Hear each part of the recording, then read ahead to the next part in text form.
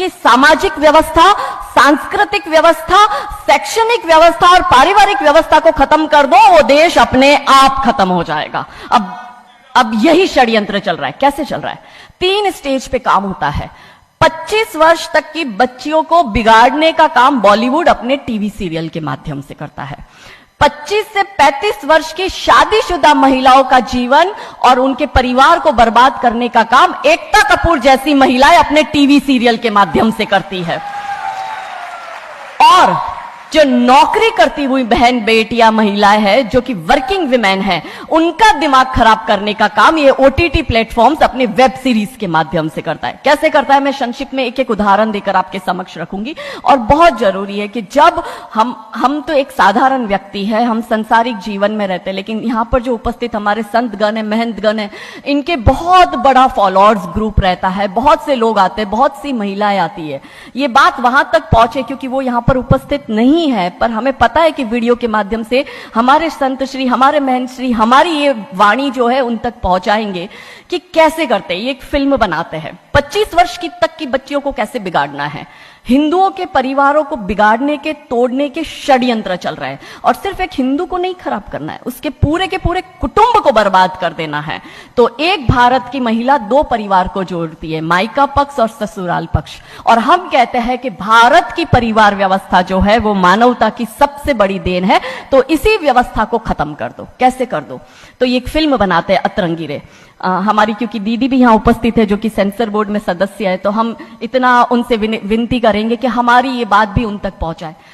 Systematically ये फिल्मों में लड़की दिखाएंगे हिंदू की, लड़का दिखाएंगे मियां भाई का, और उसमें भी दिखाएंगे कि वो लड़का चाहे अनपढ़ हो, चाहे गवार हो, चाहे आतंकवादी हो, चाहे पंचर छाप हो, और वो हिंदू की लड़की चाहे कितनी पढ़ी लिखी हो, लेकिन उसका परिवार जो है वो रूढ़िवादी है, वो रिग्रेसिव है, और उसके सामने यदि वो घोड़ा भी चला रहा है, खच्चर टट्टू भी चला रहा है, तो वो बड़ा प्रोग्रेसिव है, वो बड़ा संस्कारी है।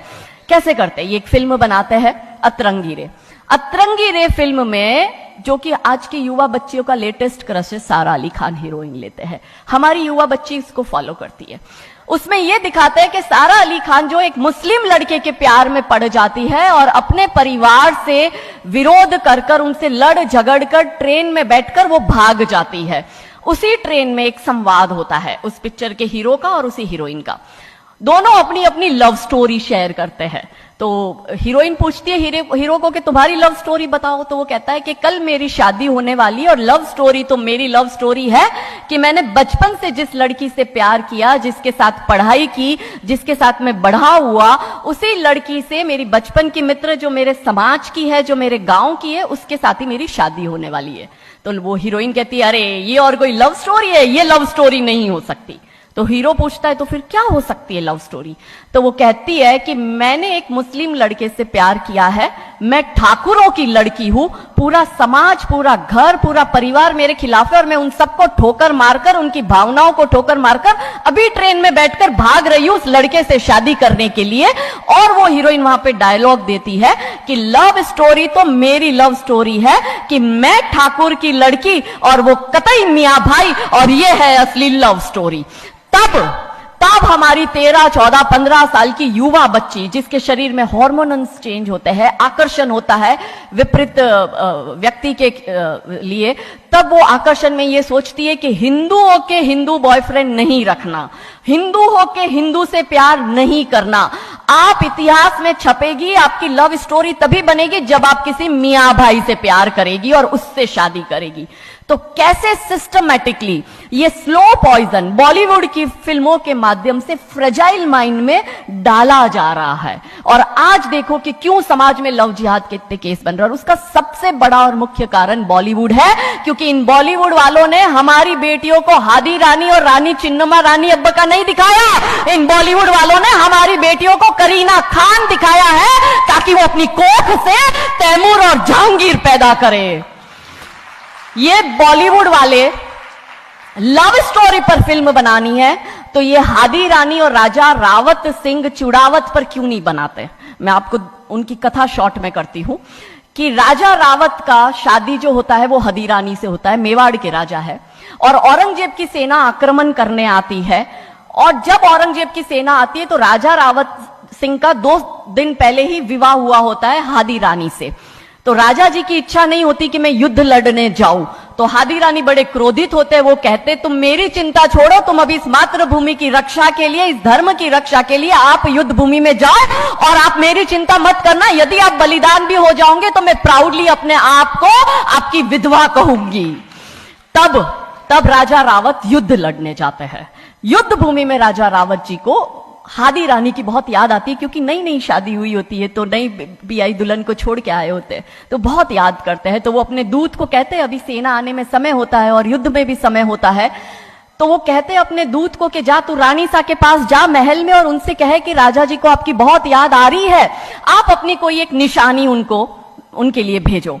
दूत भी बड़ा टेंशन में आ गया कि ये युद्ध भूमि में बैठे और इनको हादी रानी की याद आ रही है, ये युद्ध लड़ेंगे कैसे और जीतेंगे कैसे। पर वो दूत डरते डरते पहुंचा रानी सा के पास और रानी सा को कहता है कि राजा रावत जी ने आपकी एक निशानी मंगाई है, उनको आपकी बहुत याद आ रही है।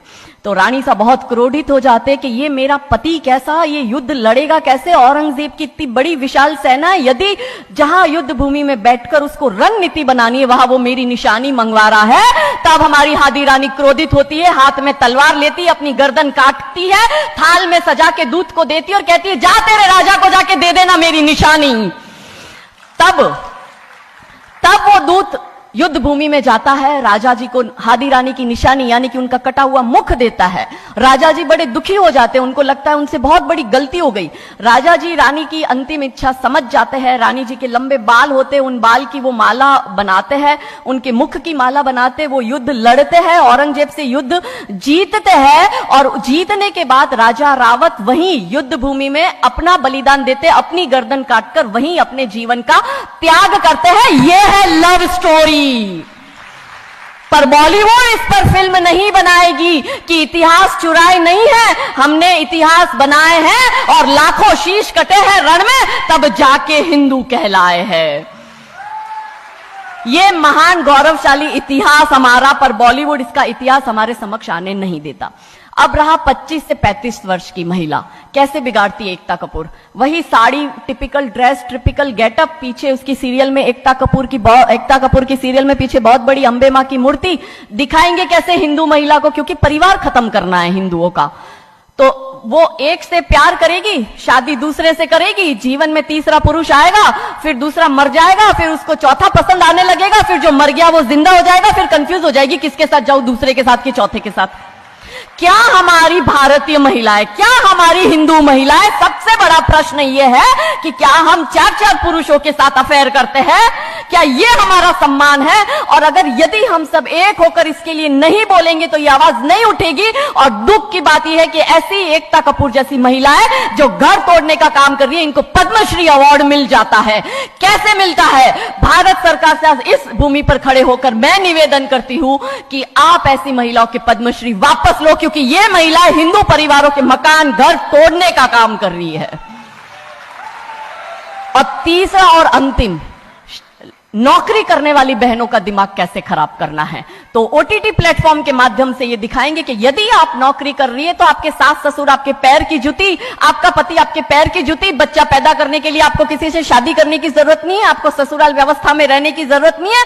और आप है फेमिनिस्ट, और स्त्रीवाद का झंडा दिखाकर हमारी बहन बेटियों को एक हाथ में शराब का ग्लास, दूसरे हाथ से सिगरेट फूको, अंग्रेजी में गालियां बको और आप अपने आप को फेमिनिस्ट कहो। क्या यह फेमिनिज्म है भारत की धरती का? ये कभी नहीं हो सकता। रानी चिन्नमा, रानी अब्ब का फेमिनिज्म का उदाहरण है, और दूर जाने की जरूरत नहीं है। हमारी परम पूजनीय दीदी मां साध्वी रितंबरा दीदी मां फेमिनिज्म का सबसे बड़ा उदाहरण हमारे समक्ष है। रानी नायका देवी, रानी लक्ष्मीबाई हमारे लिए फेमिनिज्म का सबसे बड़ा उदाहरण है। तो यहां उपस्थित सभी महानुभावों से हम यही विनती करते हैं कि फिल्म के माध्यम से ड्रग्स, अश्लीलता और गाली गलौच ये दिखाने के सिवाय कुछ नहीं होता। तो हम सब मिलकर एक साथ एक आवाज उठाए कि इन चीजों का बंद होना बहुत जरूरी है, क्योंकि आने वाली पीढ़ियों को बर्बाद करने का काम ये लोग अपने टीवी सीरियल और फिल्मों के माध्यम से कर रहे हैं। और क्योंकि शुरुआत भगवान राम जी के नाम से करी थी, तो अंत भी हम भगवान राम जी के नाम से करना चाहेंगे कि कौन है राम।